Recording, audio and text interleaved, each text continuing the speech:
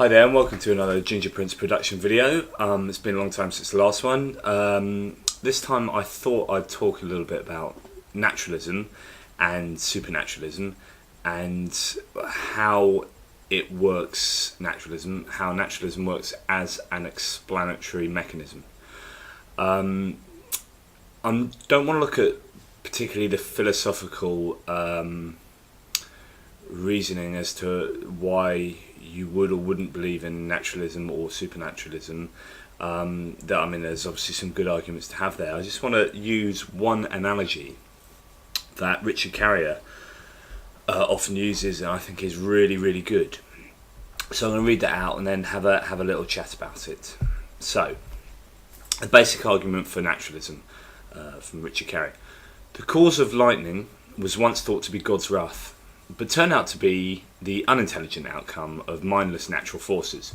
We once thought an intelligent being must have arranged and maintained the amazingly ordered motions of the solar system, but now we know it's the inevitable outcome of mindless natural forces. Disease was once thought to be the mischief of supernatural demons, and now we know that tiny unintelligent organisms are the cause, which reproduce and infect us according to the mindless natural forces. In case after case, without exception, the trend has been to find that purely natural causes underlie any phenomena. Not once has the cause of anything turned out to really be God's wrath or intelligent meddling or demonic mischief or anything supernatural at all. The collective weight of these observations is enormous. Supernaturalism has been tested at least 1 million times and has always lost. Naturalism has been tested at least 1 million times and has always won. A horse that runs 1 million races and never loses is about to run yet another race with a horse that has lost every single one of the 1 million races it has run. Which horse should we bet on? The answer is obvious. That's the basic argument for naturalism. So that was, as I say, Richard Carrier, and I think it's a fantastic analogy. And although it doesn't prove something, it's what's called an inductive argument.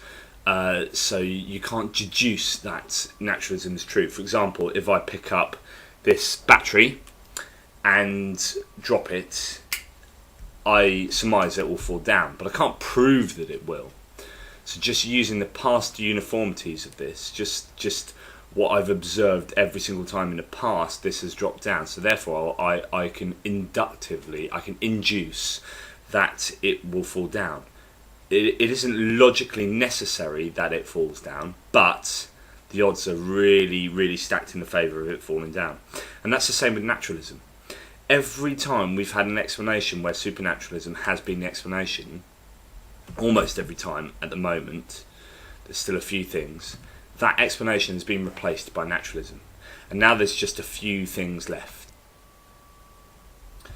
So God has retreated as an explanatory mechanism and retreated so that there's just these very few things left that we just don't know, and a lot of theists will throw in God as the explanation. But if we look at the past uniformities of God as the explanation, we have seen that every time it's been replaced by naturalism.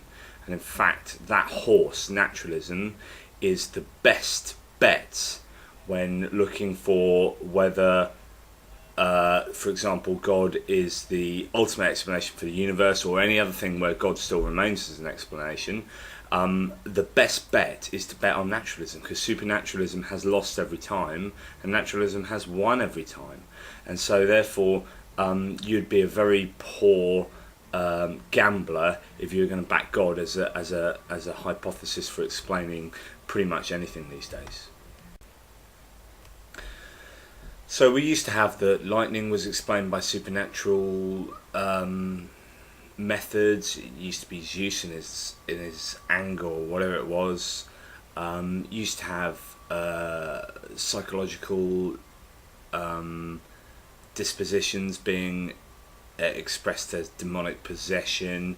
Used to have illness being explained away by some form of possession or whatever it was, and every year these explanations have been found to be explicable by science, by using the scientific method and our understanding of the world around us.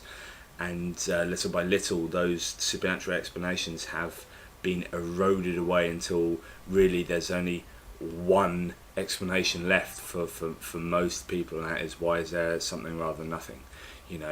And again, theists will posit God, but actually using what we have, what we've observed of the world around us, that would be a bad bet. It's again probability, and the probabilities are stacked really heavily against supernaturalism, and the probabilities are stacked really in favour of naturalism. And at the end of the day, what would you bet on? What would a sensible person bet on?